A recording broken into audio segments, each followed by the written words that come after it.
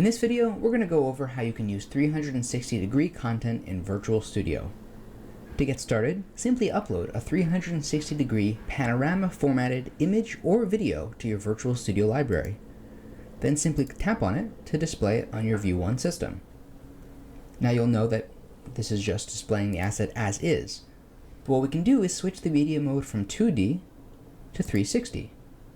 And now, under Transform, I can adjust the focal length or the zoom, the horizontal rotation of my 360 media, and the vertical rotation as well, giving me a ton of control for positioning backgrounds using 360-degree media or HDRI files.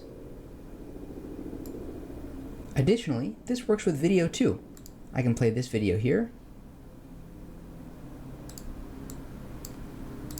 and switch to 360 mode.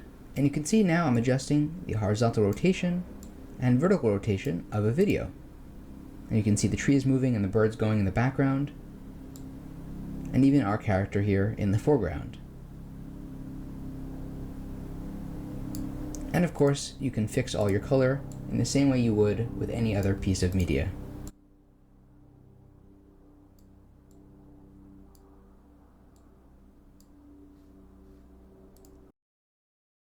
Thanks for watching. For more tutorial videos on Virtual Studio and SceneForge, visit our YouTube channel.